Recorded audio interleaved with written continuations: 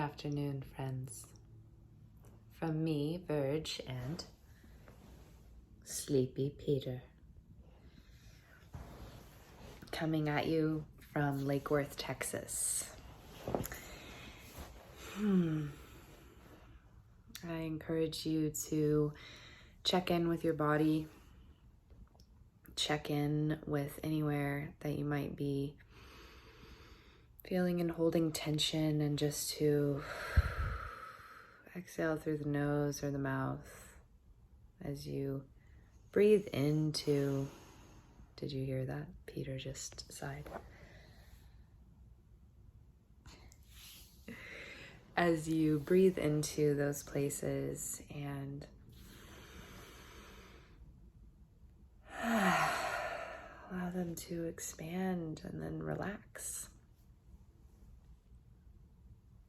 And just arrive here with me for this little chat. I'm glad you're here. I'm glad that we can spend some time together on this Sunday.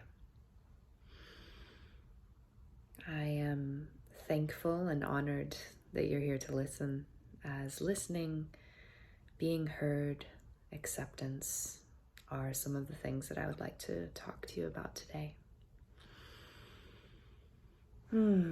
So yesterday, I made a drive with family to see my grandfather on my mom's side, who came from a family of 9 children, my papa, to see his last living brother. And I was with family who are all in their 60s, late 50s and 60s. And we ended up having a conversation about gender identity and intersex folks, also sometimes called hermaphroditic, and whether gender and sexuality are truly binary or non-binary and things of this nature.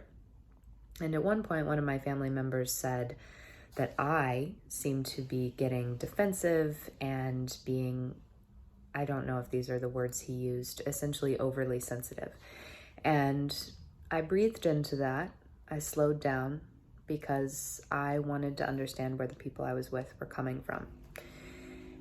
And essentially, we ended up having a really amazing conversation about how they, as people who are more towards the center or conservative and really just don't understand gender and sexuality in the evolution that it's going through today.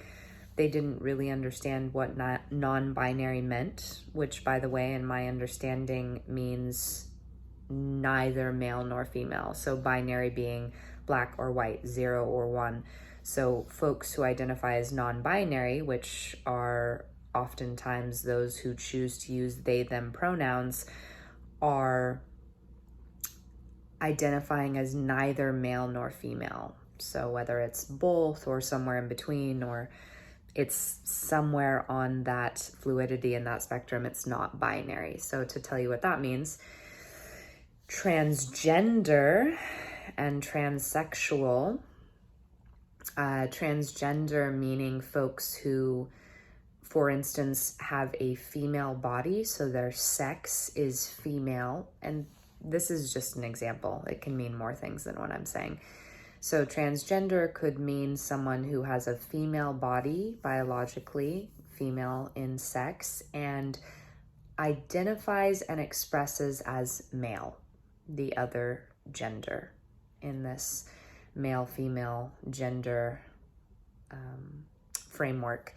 And so they remain sex-wise, biology-wise, in this instance, in a female body, and they express in the world. Gender means expression, by the way. Gender does not mean what sex you are biologically. It means how you express culturally and in the world. So gender and sex, just to be clear, are not synonymous.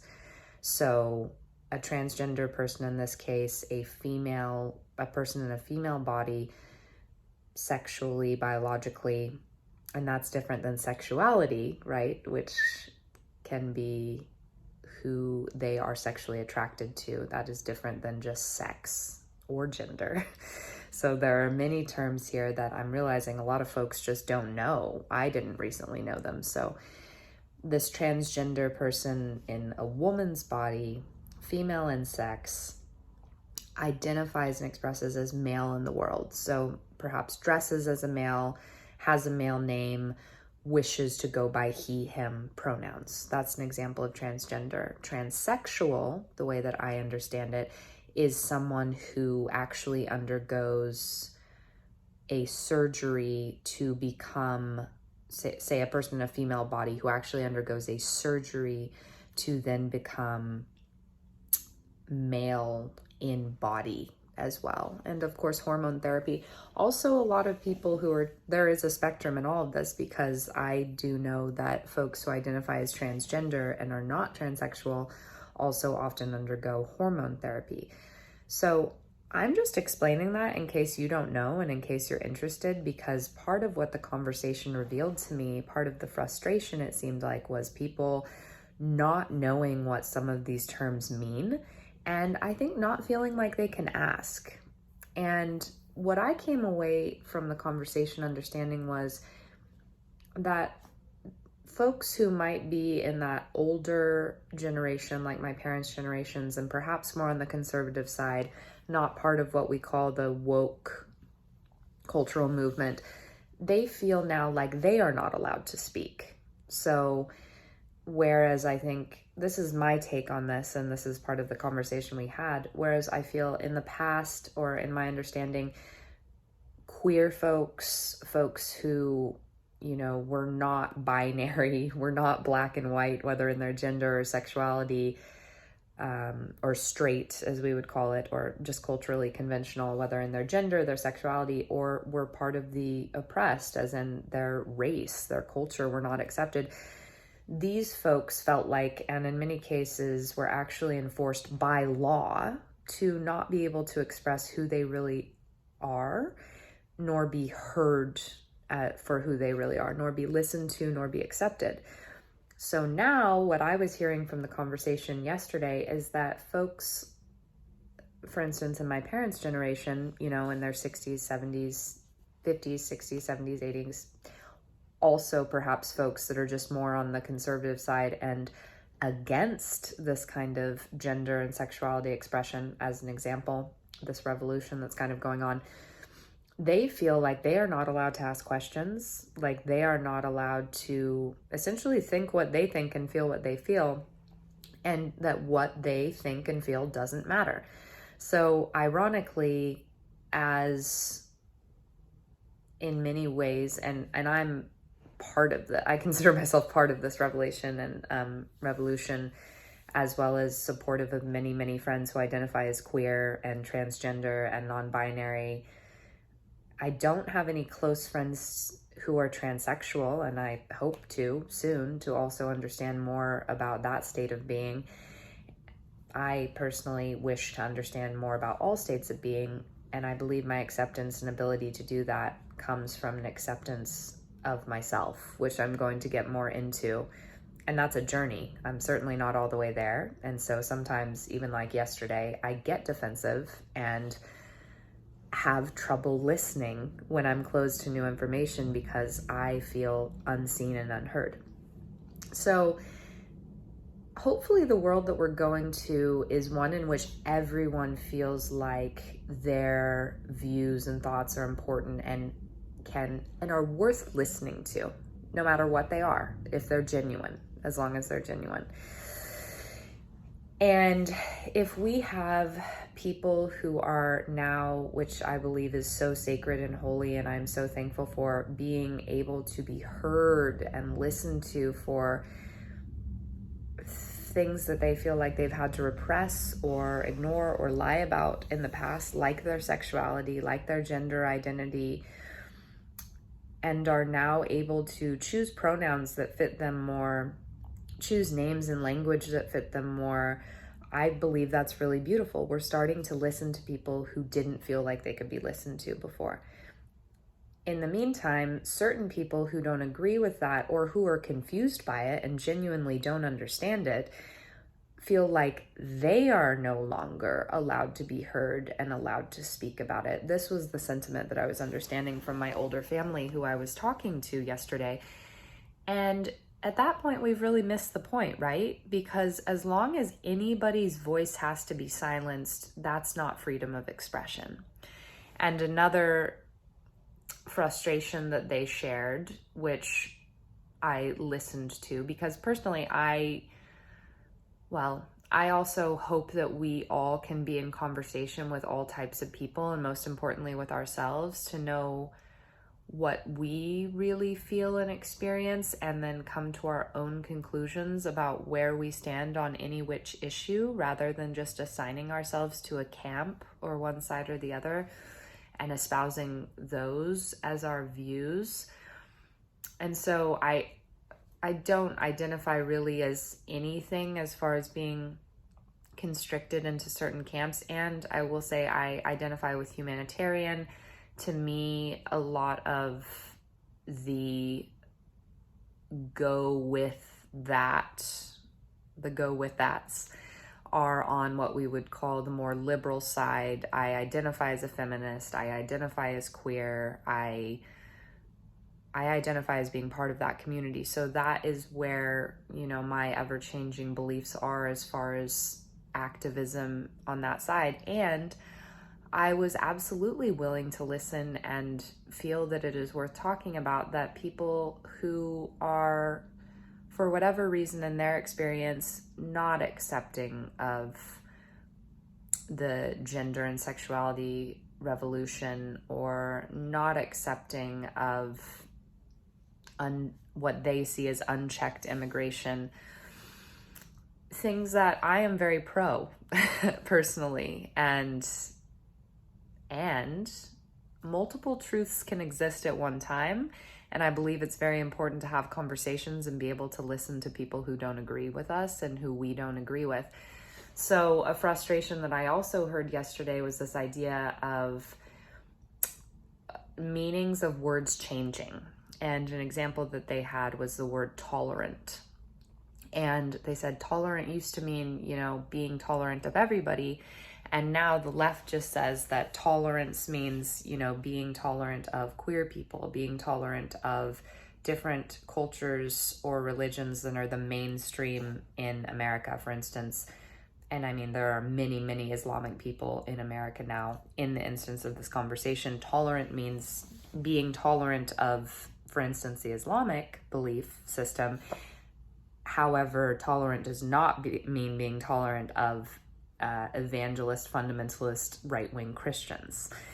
And so I just think that that's important to bring up, because I have seen that. And being someone who, again, identifies as much more being on the left, very open, very liberal, pretty revolutionary, I would say, in a lot of rebellious, not mainstream in a lot of my beliefs, and also spent a lot of time over the past year and a half in middle America, in small towns in middle America. I can see the frustration that people have with, here you are, example, someone on the left espousing that we need to be tolerant of all beliefs, and yet you won't listen to me, for instance, a right-wing fundamentalist, or perhaps they wouldn't identify themselves as that, staunch traditionalist Christian.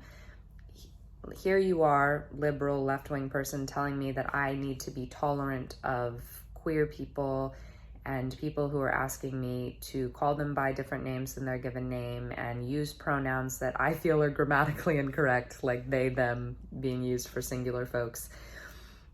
And you're telling me I need to be tolerant of all that, and yet I feel that you're not tolerant of me. And so I am just speaking to this because I feel that no matter what our views are, it is really important to listen to where people are coming from, because that is tolerance. I also would just like to say, for me, I love saying that both things can be true. I love living in paradox. So this is an example. It can be true that to use they, them for one person at this point in time, if you're a grammar fan, is grammatically incorrect. That can be true. And so it could simultaneously be true that maybe it would be better to come up with new words, more words. So it can be true all at once that they, them is currently not grammatically correct for one person. And it can also be true, and it is also true, that the very nature of language over time is evolution. The meanings and use of words change over time. Language is alive. We don't control it. And if we look at language over time, words don't stay the same, not in their pronunciation, not in their spelling, not in their use. Words and language evolve along with humanity. So I think that that is important to see as well. And both of those things can be true, right? So rather than arguing about whether it's grammatically incorrect or correct to use they, them for one person, we can say, yes, it's true that that is currently grammatically incorrect. And it's also true that language changes and evolves to meet our needs as we evolve as humans.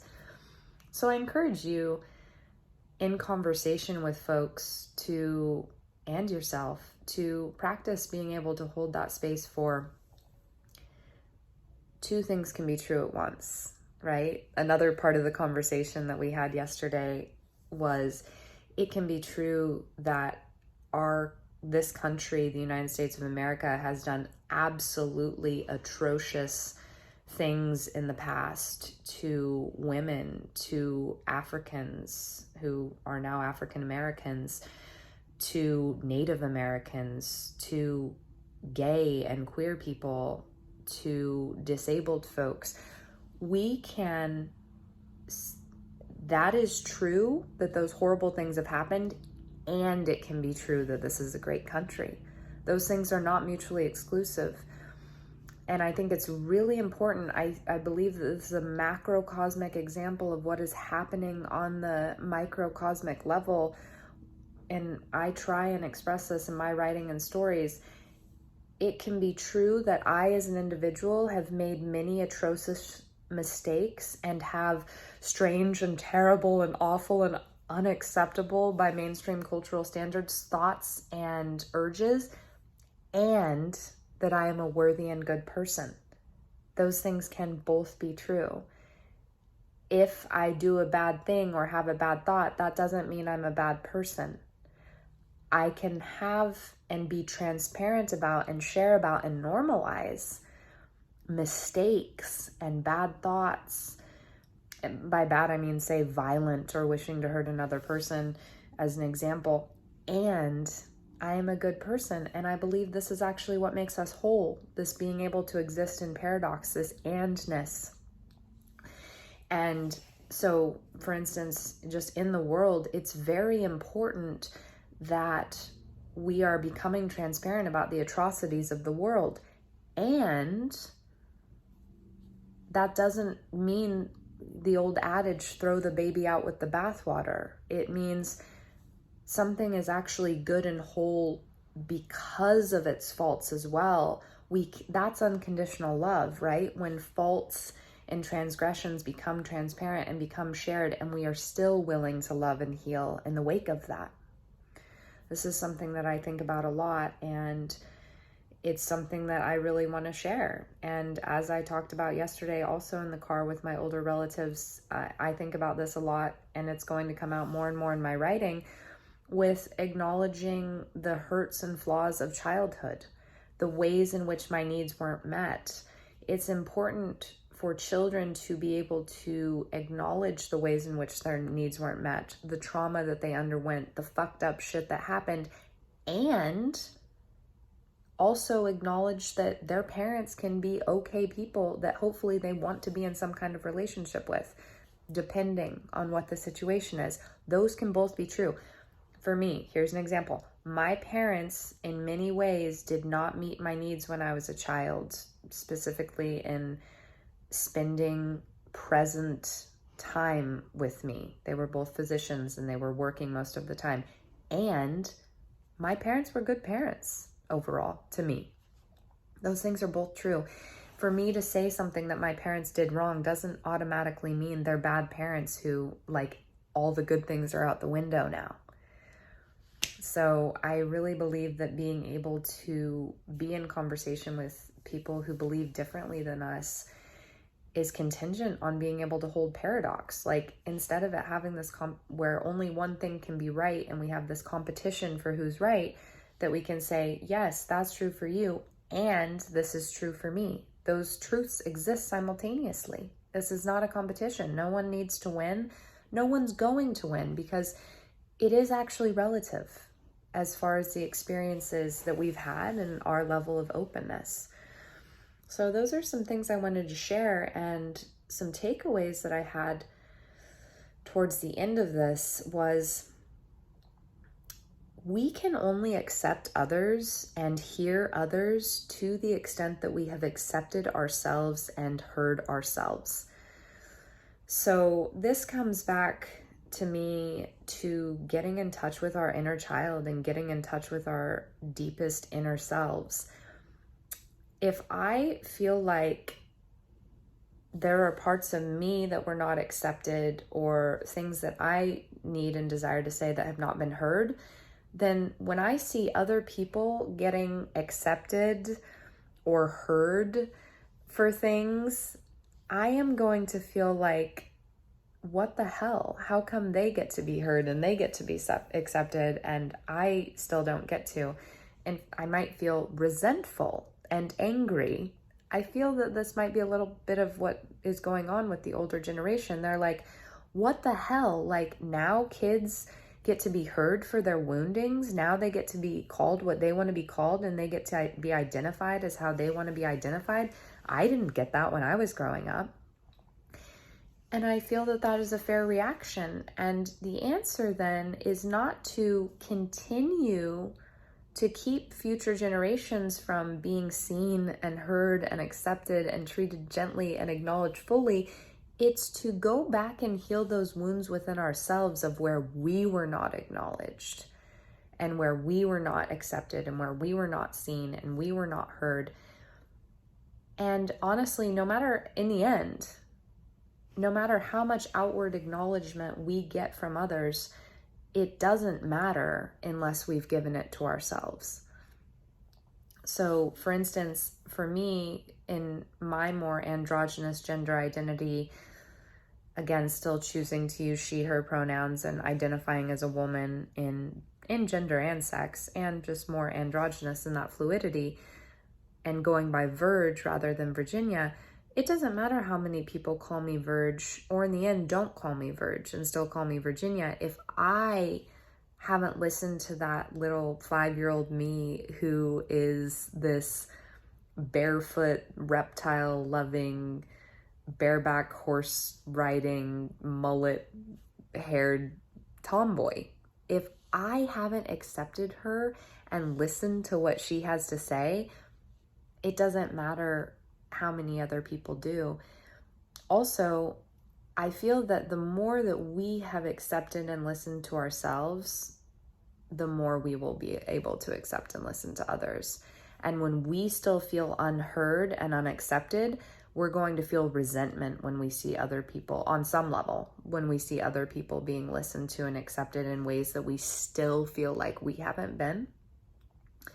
And we are the only ones who can do that for ourselves.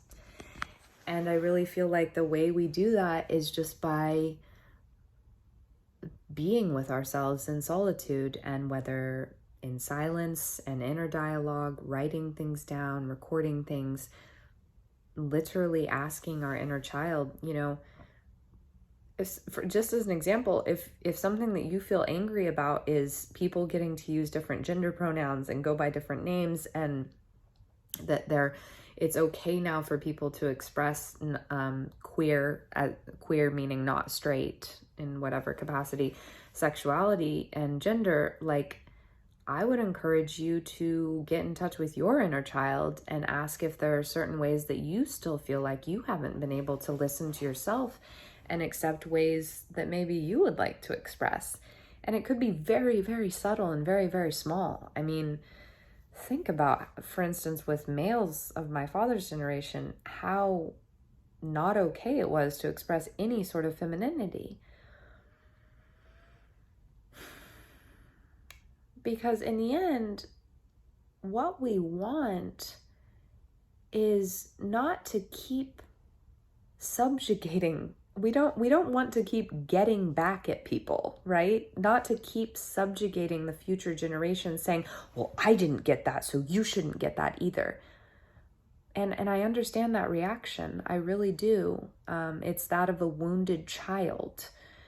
And when we go and get in touch with our inner child, for we are the only ones now who can reparent ourselves and give ourselves what we didn't get as children, and probably our caretakers didn't get as children, and this generational trauma that has been going on. The way that we heal that is we go and we give it to ourselves by getting to know ourselves, learning how to listen to ourselves and know who we really are again. And the deepest core of who we are is our inner child, like who we were when we were 3 to 5 years old, or even before that. And we reparent them by now utilizing our adult selves to take care of that child that still lives inside of us. And when we feel that all of our needs have been met, when we have learned to trust ourselves, that when my inner child is in distress, when something triggers me, I trust that the adult that I also am is going to go to, listen to, and take care of that inner child. When I feel that my needs are met, that I have heard myself, that I have accepted all parts of myself during the process of rediscovering them, I am going to be able to want others to receive that as well, and be happy for them rather than being resentful of them. Like to say, when I see children that are getting amazing parenting, that their parents pay so, like my brother and sister-in-law, that they pay so much attention to my niece, and we listen to her and we talk to her and we're present with her, and she's getting this amazing upbringing. Again, not to say that I didn't get a great upbringing, and right, there were some things that I also didn't get. And the more that I also give that to myself, the less that I'm going to have to feel any sort of degree of, well, why does she get that if I didn't get that? I want my children to have more acceptance and ability to express in any way they want to be seen and heard, and for everyone to truly have freedom of expression. And the only way that we will be happy for more people having freedom of expression is if we give it to ourselves. And that really just that happens inside of us, I believe. And then it starts to spill over to the outside. So we will all be able to hold more space for ideas that are directly opposed to ours, and be able to live in more of a paradoxical, this is true and this is true simultaneously kind of space, when we have really accepted our own selves inside, and really accepted inside ourselves that our own beliefs, whatever they are and however they're evolving, are okay. When we're really okay with ourselves, when we really listen to ourselves, when we really accept ourselves, then we just have this space and calm confidence and gentleness to be able to be in conflict and to listen to ideas that aren't the same as ours, because we aren't threatened by them. We don't feel like if we listen to that, it will take away from our own ideas, because we already feel heard and trust ourselves to listen to our own ideas. And we don't feel like the next generation getting to live a better life, in my feeling, more expressive, more free. We don't feel resentful of that, because we have given ourselves as adults that better life that we didn't get as children. And so we really do truly want that for the next generations without being resentful of them. So I hope that this makes sense, and I look forward to hearing your thoughts. And if you have any questions or anything like that, this is something that I feel pretty impassioned about after that conversation yesterday. It hurt me to see older people in my family feeling like their opinion didn't matter, they didn't matter, and they couldn't speak on things anymore because they weren't right, you know? And it's not about being right. I really feel like it's about being authentic and being heard. And we are better able to offer our thoughts to be heard by others and to hear others when we first really practice being with ourselves and hearing ourselves. So I encourage you to do that. Thanks for being here. I love you. I will talk to you soon.